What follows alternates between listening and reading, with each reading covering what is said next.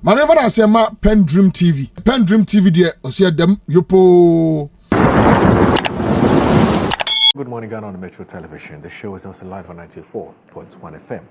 My name is Audu Moro. Thanks very much for staying with us. So, Mr. Kwesi Pratt Jr. is still here with us, and I'll just go straight ahead and ask him what his preliminary thoughts on this whole Ken Ofori-Atta matter is. Now, Mr. Kwesi Pratt, initially we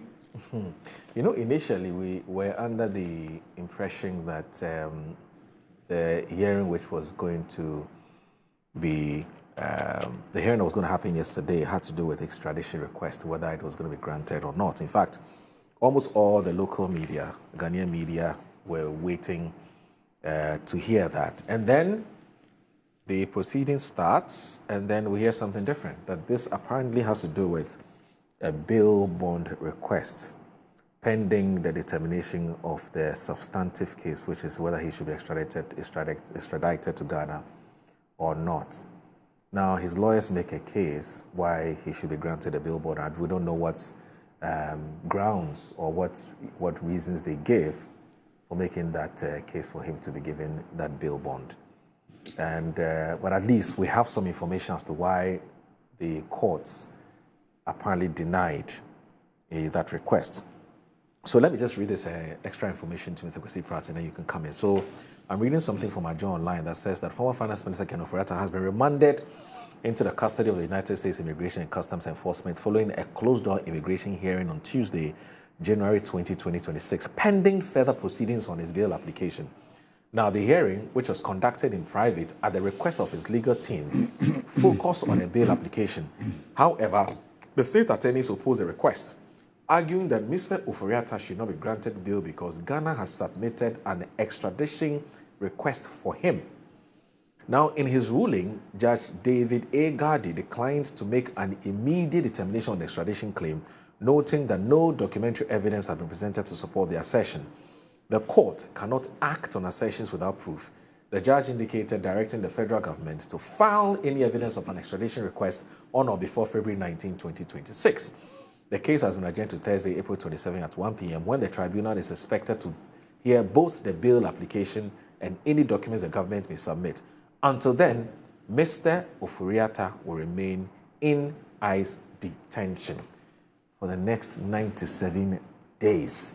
How uncomfortable. I mean, I would be surprised if Mr. Ken Ofori-Atta would want to stay there instead of coming back home. Anyway, so what do you think? Well, I mean, there's no doubt at all that the hearing yesterday had nothing to do with the extradition request from the government of Ghana. Right. My information is that he went to the U.S. with a visa, which has been revoked. So it's not even a question of him overstaying his visa. The visa has been revoked. And I picked him up, in order to deport him. Now, he has gone to court asking for bail before the determination of the substantive matter before the courts, So that is what we are saying. Moro, to be honest with you, I'm getting increasingly worried. Why? About all the drama. Because all the drama is totally unnecessary. You understand? Right. First of all, if I were Mr. Ofori-Atta, I would have returned to Ghana. Okay. Because the circumstances in Ghana today will show that he would arrive at the airport. He probably will be put under arrest. And being put under arrest is not humiliation. You understand? He'll be put under arrest. He will be given all the necessary conditions, for bail. And then he would get his bail and he would go home and rest. Like all his other colleagues who are facing similar processes, go home. Now, for me, what is important is that this case can drag for 10 years or more, given the fact that Mr. Ofori-Atta appears to have substantial resources at his disposal. Yeah. So he can hire the best lawyers. These lawyers can play the game, the legal game in court and so on. And this case can drag for 8 years, for 10 years, and so on. During which period, he will still be enjoying some measure of respect and freedom and so on. Right. So I cannot understand, why there's this standoff, him refusing to come and all the drama and so on. That's one part of it. Now, the other part of it is simply the fact that our laws allow trial in absentia. Right. So what is all this drama and so on? If Mr. Ofori-Atta would not come, go ahead and try him in absentia. You understand? So what is the drama about? I don't understand what is happening. So basically, why do we need Ofori-Atta to be here physically? What is it? I don't know. You don't know? I don't know. There's so much drama. And I think it's a lot of it is political theater, both on the side of Mr. Ofori-Atta himself and those who support him, and also those on the other side. There seems to be too much political theater, and I'm not comfortable with political theater, in matters such as this. Clearly, there may be questions that he has to answer. Indeed, there are questions that he has to answer. Why not? If he won't be here to answer, take it before a judge and let a judge make a determination as to whether indeed, there have been violations of the laws of this country, and if there have been violations of the laws of this country, apply the penalty. Okay. You understand? So I just don't understand why there's so much drama around this case. Ken Ofori-Atta's lawyers had an interaction. They had, a conversation with our own Attorney General, Minister of Justice, as he tells us in a separate interview on another media platform, where he says that his attorneys clearly said that their client, which is Ken Ofori-Atta, fears really that he would not be treated properly, he would not be handled properly when he comes to Ghana. It actually wanted some assurance from Dominic Ayene and his team that if Ken comes to Ghana, he will be treated, fairly. From what you know, Mr. Kwesi Pratt, are we that mean as a people? When it comes to how we handle people who are alleged to have committed crimes, to the extent that Ken genuinely says he's scared, he's afraid. He may die. This calls for definitions. What is proper treatment? Right. What does Ken consider as proper treatment and fair treatment? It may be something beyond what the laws permit. That's extrajudicial. In that case, he will be calling for preferential treatment which the law must frown upon. You understand? Now, if it's the normal treatment prescribed by law, what is his fear? So many people have been through this process. You understand? I recall that when Nana Addo Dankwa Akufo-Addo assumed office, one of the people who went through this process was Wayome. Yes. Wayome went through the process. Okay? Is he saying that he wants to be treated differently from Wayome? Is he saying that? And what would be the basis? Is he saying that he wants to be treated differently from Victor Salome? What would be the basis? Is he saying that he wants to be treated different from Kwame Pipra or Sadinam? So we need definitions. When he says that he wants assurances about what? When he talks about treatment, what kind of treatment is he talking about? You see, given who he is and what has happened within the last 1 year or so, it's obvious that if he should arrive in Accra, he would be under arrest, as everybody else would be. Okay? A determination would then have to be made as to whether to grant him bail or not to grant him bail. And one of the issues likely to be considered is whether it's a flight risk or not a flight risk. And his current conduct and general disposition will become factors to be considered in that. Now, all of that will be lawful and legal. Finish. Coming out of that place is not easy. Yeah, so we're discussing Ken Ofori-Atta, and before you joined us, we're talking to a lawyer, an attorney. He's in practice in America. And, I was listening to it. Oh, you're listening to it? It was very insightful. Yeah. Very insightful. He said quite a lot.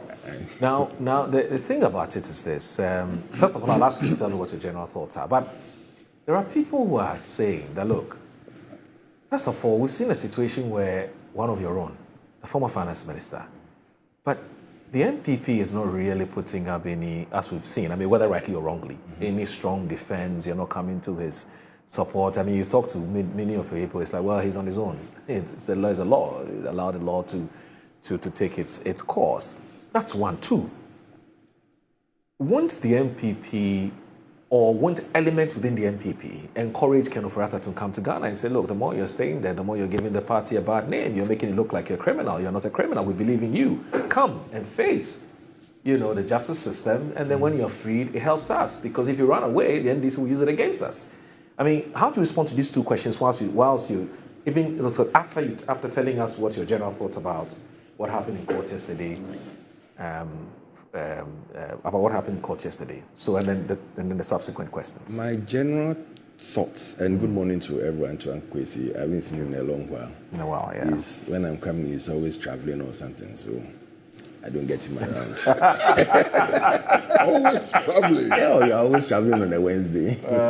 It can be international or local travel. Right. The whole of last year, to be fair, we missed him only twice. The whole of last year. Or last year. The whole of when was the last time I was here? Was it this year or last year? I've been here twice that I've been meeting. No, there must have been the two occasions. On Wednesday, so always. Right? No. For you, it's always. No. Anyway. I think about Uncle Kwesi until there's a compelling reason to avoid Wednesday. I know. He's always on there. I know. I hear him. Yes. All right.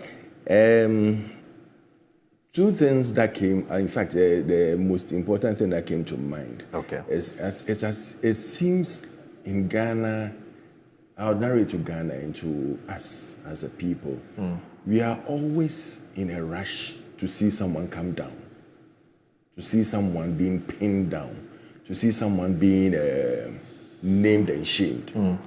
Because when you listen to the lawyer and even the acts that you read from that even this you can't record. Right. I was in a studio when they showed it to us that, Ken is entering this thing. He's coming to the cameras from the detention center. And at that time, he was removing his jacket and everything. So I asked myself, I mean, we've already started recording this. And we don't even check the laws of other countries before doing certain things. It's not right. Okay. We are wronging something because we are in a rush to show off that we are the first to show Ken being pinned down or to show that Ken is. And even the mere thoughts that, it's about the extradition trial and all these things. It tells you straight away that it's like there's some eagerness to get him pinned down. And as the lawyer said, when you do all these things, you give him the yardstick or the bait to fight a case of even political prosecution. Even political prosecution. So you come back. What do you want MPP to say? His brother has said it all. When he was coming one day from Nigeria, he stated that all those who have worked under him should come home to answer any questions that are wanted. What again do you want us to say? Right. If his brother has said it and he doesn't come, is it the MPP you listen to? The person was working directly under has said it, that anybody who is called should come and answer. You don't run away. Don't go to another country. Where is the solidarity? He was one of you as a finance minister. I'm sure he's been good to you. He's been good to many of you. He was one of us, and we keep on saying that. Listen, if the person is not even available, send the documents to court and start it. Start the trial. If it gets to a point that he sees that, listen, if I'm not there, I can be prosecuted, he might rush down. Start the trial. What is stopping you from doing that? Instead of always going to stand on telly and announcing that this person is guilty of this charge, is guilty of this charge, is guilty of that charge, and we are going to send the person to court. Why do we always want to prosecute people on air? Right. It's as if this particular dispensation, it's the nicest thing to do, to prosecute people on air before even sending them to court. Guilty before charged. I don't know what we want. Okay. And I don't know where we want to get to. Because what you don't want to happen to you, don't do to your brother. Right. And the person in charge is a lawyer who knows or should know better and know that, listen, that is not how we deal with cases. Right. Send the person to court. Send it now. When we started with her and she asked for permission through the courts to travel out and she didn't come, did it stop the case? Okay. In that same way, if Ken is not going to come, he's not the only person. Okay. They named about 8 or so people. Let all of them come. Let them all of them come and point fingers at his Ken. Okay. And let them come and say that he is the brainchild or the mastermind. If he's saying that he's afraid for his life, we are in an era where when they send you to detention or behind bars, and they are asking you to come and they are telling you to bring your bail, this thing. Some of the bail conditions they are asking now, you ask yourself, why are we in this thing, international criminal court or what? Some of the bail conditions, I don't even know whether the National Service or CICB is still in or out. Right. I really don't know. But his bail condition was so steep that they had to go and plead that he should come down. Even the one that came down, he still could not meet it. And all they ask, if you are not careful, you go and take someone who is a bail bond expert or this thing, they have Contractors? their own contractors. Yes. And then they will come and give you the bill. And if you are not careful, you might not even be able to pay, because at the end of everything, if it comes out that you haven't even taken anything, you haven't stolen anything that has been charged for on you already or something, then where are you going to get the money from to pay? Okay. Because one would even be shocked that, listen, like you asked the lawyer, I mean, if with what we are saying and what we are seeing, they say Ken has taken so much. Yeah. $1 million to get the Tram's gold card shouldn't be a problem for him. He could just do it at a snap of a finger. Okay. But he hasn't done it. All right. So let's give him that A. Okay. And let's start this whole process and stop prosecuting people on air. I don't think it's right. All right. I want us to Boss, move on. Okay. I beg you. All right. I don't think that my brother should be allowed to get away with some of the statements that Okay. he has made. Okay. How does a media house recording the proceedings, in the immigration court amount to political prosecution? How? Or how does that encourage anybody to come to the conclusion that there's political prosecution? There's no basis for this. That's a media house decision. You understand? Whether it's right or wrong is the decision of the media house. And don't forget that in the United States, some murder trials are actually conducted on television. True. What is immigration crime compared to murder and so on? O.J. Simpson. O.J. Simpson, for example. It was live, but you understand? it was under, I think they asked for it or they told them that that's what they're going to do. Yeah, so it is not It's not a strange thing. extraordinary. and That's why you yourself read it. No problem. Did you read You mean it? that? Well, yeah, but okay. So I get. It's not I get something it. I am I get- bringing out. I think It's that something that- maybe when it comes to immigration, the rules are different. Thank you. Maybe. Yeah. The lawyer has Whatever. stated it. It's not Very my Maybe statement. different. Yes, that's But my different. point is that Yes. how does then lead you to the conclusion that the trial could be political? Right. That's a huge problem there. And then this conviction or trial by the media and so on, please stop making those arguments. Why? Dr. Opuni, go to the Dr. Opuni case. Didn't the Attorney General address the press on the Dr. Opuni case before it went to court? Yeah. Use your own standards to judge what is happening today. And I can cite many cases in which the Attorney General under your administration spoke to the media before they went to court. Mind you, in criminal prosecutions, the Attorney General is deemed to be acting on behalf of the people of Ghana. Yeah. You understand? That is why it is usually styled as the state versus so and so. You understand? So the people of Ghana are entitled to know what the Attorney General is doing on their behalf. You understand? Okay. There are limits beyond which the Attorney General cannot go, and no citizen can go. Yeah. There is the presumption of innocence of accused persons, and that's a very important principle in law. The presumption of innocence is a very important principle in law which we must all uphold. Amor, you will be my witness. Since all these developments started, I have repeatedly stated that all those who are being investigated, even those who are on trial, are not guilty until the courts have made decisions on that. I can attest to that. So the presumption of innocence is a principle that we need to uphold. Yeah. But it does not prevent the Attorney General from briefing the nation about the work that he's doing. Okay. All right. Moro, Yes. just a quick, let's turn to Kwesi on this one. Because what I said is quite similar to what he's saying. What I added was that when you come and announce these things and you act as if the person is guilty before you even start the trial. But Kwesi perhaps wants to find how does that manifest? What is this acting before the person is guilty? If you come and state that someone has stolen money to this tune, you are proving that the person is guilty. But that's what the Attorney General believes. Otherwise, you won't go to court. You don't state it that way. You see, that is why. That is why you want the Attorney General to hold a press conference and say that, well, so and so, I'm going to put so and so on trial. So when they held a press conference, and told us that Oral can reap about how much billions of dollars? $21 billion. $21 billion.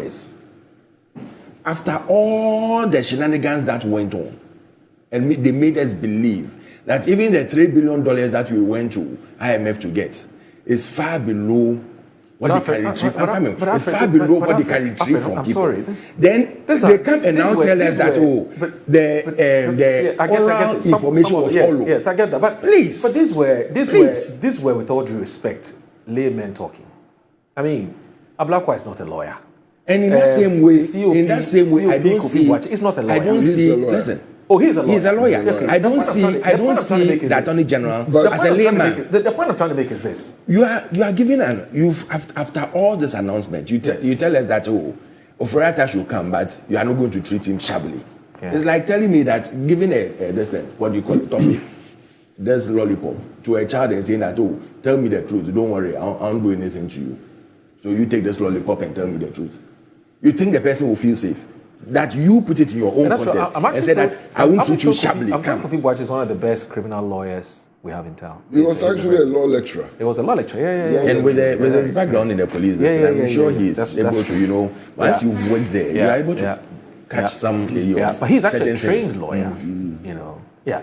So some of these things. I want us to look at this minority press conference. I think my brother is making statements, and I don't know where they're coming from. Kwesi, that's my opinion. As we speak, you have your opinion as well. And I'm telling you that from when we start, when we are discussing things outside here, people also have their understanding. The comments you hear from people. Facts. And the fact is that he comes out to announce and tells you that, I won't treat you shabbily. You've stolen so much. Yes. You've done this, you've done that, you've done that. You've accused me already. So why should I come and give myself to you? It is the duty of the Attorney General to accuse people. Yes. Send me to court and go to court and say that we can't find A, B, C, D. I believe that this person is the person who can answer correctly. And let him go and answer. Alfred, I asked you a question. I said that if the Attorney General does not believe there's been a commission of crime, why would he go to court? And besides, it is the duty of the Attorney General to make accusations. Yes. It is up to the court to see whether the accusations stand. He was saying that in Opponent's case, our Attorney General did some line, blah, blah, blah. Go and listen to the line or the phrases that they use, the language that they use over there, and compare it to what is happening now. And tell me if it's not prosecution. Okay. Tomorrow, please. Let him tell us the language that the Attorney General used. Which is different from today. And how it is different from today. Okay. You tell us. All right. We are all ears. We are waiting to hear you. Now, the man who just spoke to us, Dr. Alexander Eduse, he sent us a message. Yes, Junior. He sent us a message on this conversation. He says, more, the AG is by law in his right to address the public on cases he's working on and where he has reached. Thank you. It is uncomfortable when he goes ahead to pronounce them thieves, criminals, etc. In America, they do it, but they claim that the individual has been indicted or charged, That's all. but not pronounced with a substantive unproven crime. This is what is creating all these apprehension. Uncle Kwesi is right. There is too much drama. Sorry. Now, it says, let's announce facts and not innuendos, because sometimes the things they say do not show up in the complaint. All right, Alex, thanks. But Alex has a problem too. Okay. No. Now everybody has a problem. On what occasion, Moro, and you've been following this, did you hear the Attorney General call somebody a thief? No, I haven't. It's not true. But when he says they've stolen, it's a thief. It's a thief. If the person has stolen money. What is the business of the Attorney General? Yes. The business of the Attorney General is to make these accusations. You can make accusations, but you cannot call the person that he's a thief. If you categorically say that the person is a thief, you can say that. So, is there a difference between saying you've stolen something and you being a thief? Listen, here's the difference. Okay. If the Attorney General calls a press conference and comes and says, look, so much money has been embezzled. Yes. And we are trying so and so for the embezzlement of the amount of money and so on. It is within his rights. And indeed, it is his duty so to do. Okay? So, as Alfred says, if he says that somebody has embezzled money, it then amounts to you calling him a thief. That's also not true. No, that's not what I said. No, when you say embezzling categorically, that's like a trade. Yeah. That's a business. But you're stealing you've done something wrong. Okay, so I think the two are not the same. They are not the same. He's never said he's a thief. He said he's stolen. He said he's stolen. Yes, but that's and if you tell someone has stolen something, no, when you say it's just like Alfred, if I say you've lied, it doesn't mean you're lying. I think Alfred expects the Attorney General to call a press conference and to say that look, you can't assume for me. I'm not assuming for you. You're assuming for me. You can't say that you think I want it that way. He wants the Attorney General to call a press conference and say that look, we've done investigations, we found out so much money is missing, and these were the officers responsible. I'm taking them to court, but they may be innocent. You expect the Attorney General to come and do this? What ridiculous position is that? You see, he's making a caricature out of this whole thing. And the same thing is what the Attorney General is doing. He's making a caricature out of this whole thing. And then when you finish, you come and tell us that we shouldn't do drama over this. No. You know what? Is that what we expect? The only point I want to make. All I'm saying, and I'll state it over and over again. Right. You can come and say that, we've done investigations into case A, B, C, D. Okay. We are sending it to court. All right. These are the people involved. They should come and answer to it. Okay. But don't come and sit here and do as if the Attorney General is so smart and is so good that all of us are stupid because we are from the opposite side. So let's move on and talk about some other issue which also bothers. This calls for This calls for a rebuttal. Alfred knows. Why? I'm not saying that I'm evaluating what you are saying because you come from any side. You are doing that. No. You are doing that. I'm using common sense and logic to make deductions. So it means that we are not using common sense. It has nothing to do. We are not using logic. No. You are who? Even the lawyer has stated that, listen, you cannot go and use certain words I am engaged in discussions. In the open air. Master, please, you cannot. I beg you. I'm engaged in discussions with you on this panel. And you are asking me whether I'm referring to you in the plural. Who else is it? It's you. Why? What you are saying? Are you saying it on behalf of any other person? If you are saying this on behalf of any other person, say so. Let's do this. A black one must go. Minority held a press conference yesterday. Let's look at why they want a black one to be sacked. Now, Ernest Kofi Edu from Parliament is reporting the Minority Caucus in Parliament has called on President John Dramani Mahama to immediately remove Samuel Okudzeto Ablakwa as Minister of Foreign Affairs and Regional Integration, accusing him of reckless diplomacy that has plunged the country into an international crisis with severe economic consequences. Addressing a press conference in Parliament yesterday, the Minorities Foreign Affairs Committee, through the MP for Bosomefreho and Deputy Ranking Member Nana Asafo-Adjei, said Ghana's inclusion on the United States of 75 countries facing an indefinite pause in immigrant visa processing was a direct result of what it describes as the minister's immature, confrontational, and diplomatically illiterate conduct. Now, the minority noted that on January 13, 2026, the U.S. Department of State announced the visa pause, a decision which it said would have devastating implications for thousands of Ghanaian families and professionals seeking lawful permanent residence in the United States. According to the minority, the development undermines family reunification efforts and disrupts the plans of skilled workers who had complied fully with U.S. immigration requirements. Beyond the social impact, the minority warns of grave economic consequences. It said Ghana receives between $3.7 billion and $6.6 billion annually in diaspora remittances, with the United States accounting for the largest share, estimated at between $1.5 billion and $2.5 billion each year. Now, the caucus argues that freezing immigrant visa processing threatens this vital economic lifeline, warning that today's visa restrictions could translate into tomorrow's decline in remittances, worsening the hardship of families and communities across the country. The minority laid the blame squarely at the feet of Mr. Blakwa, accusing him of choosing megaphone diplomacy over quiet professional engagement. It cited what it called a pattern of public confrontation with key partners, including the United States and Israel, rather than the use of established diplomatic channels to resolve technical issues around migration, deportation, and consular cooperation. As evidence, the caucus pointed to the December 2025 incident involving the deportation of Ghanaians from Israel, after which the foreign minister ordered the immediate deportation of Israel nationals from Accra and publicly announced a policy of reciprocal deportations. The minority described this as petulant showmanship that violated basic diplomatic norms and portrayed Ghana as unpredictable and untrustworthy. He further accused the minister of failing to anticipate the policy direction of the current U.S. administration, despite previous instances where visa sanctions had been used against Ghana. And according to minority, a competent foreign affairs minister should have engaged in early warning analysis, scenario planning, and quiet negotiations to prevent the country's inclusion on the list. The caucus also criticized what it calls a failure to leverage Ghana's strong relations with the European Union to lobby Washington, arguing that recent foreign policy posturing had alienated key allies and made coordinated support impossible. In addition to calling Mr. Blakwa's removal, the minority demanded immediate public accountability from the Foreign Affairs Minister, including full disclosure of communications with the United States over the past 18 months, and a clear strategy for securing Ghana's removal from the visa list. And it also wants an establishment of high-level technical working group with U.S. authorities, the withdrawal of the tit-for-tat deportation policy with Israel, and appointment of a special envoy to handle diaspora and migration affairs. Now, obviously, do they have a case? Oh, why are you coming to me? Oh, well. No, it's not. It's a discussion. It's a member of the LPP.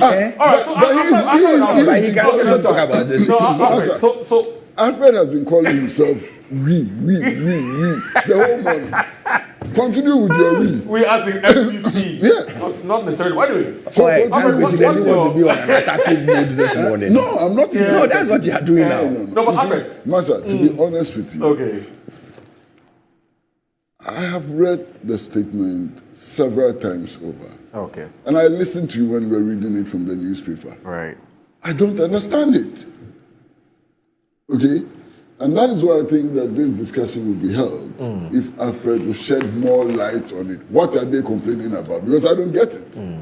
So if Alfred will shed a little more light on what they are complaining about, then we can have a discussion. Alfred, those Because as it is, it's just verbiage. Those are very strong words that you use against a foreign minister. I mean, justify the use of those. When I say you, not as a minority, I mean that he's immature, he's not diplomatic, he's incompetent. I mean, these are very, very serious adjectives. So tell us why he deserves all these adjectives. They've stated it in their press conference. Okay. They've stated everything they want. You can shed some more light. They've told us what is wrong and what they feel is not right. Okay. I would add a little that we all know that Trump is in a mode that no one can set or reset. So whatever you do, if he decides that today, I don't want to see any Ghanaian in the US, he can push everything, helter-skelter, and doesn't listen to anybody. I would say that sometimes in some of these things, yes, you can come out with it, but there should be some talks. behind closed doors. He's a member, the person is a member, or my brother is a member of the minority, the foreign affairs team. They have their own issues there, I know. And I know that some of these things bring these things out. So we should sit down and look at this thing well. Everybody learns on the job as a minister. If you tell me the truth, if you ask me, everybody learns on the job. When you go there, immediately you will not get everything right. There will be some challenges you face. I would say Okujeto should have a listening ear. He should sit down and see where they think he is wrong. If he feels that he is wrong, and he can do something better. Because in one or two cases too, it's also negotiated well. So I wouldn't have much to say. I'll say that they've stated their case. I believe that the minister should listen. He should sit down with them, see where some things can be corrected. Then we go on from there. But Alfred, this is where I have a bit of a challenge. Just one question before I bring you. Kwesi is happy about all that. We're talking about 75. PENDREAM TV. Now, so far so good. Say open online portal e wo Ghana. Nipa share, nipa follow, nipa comment here. To my best of knowledge, without any biases, PENDREAM TV.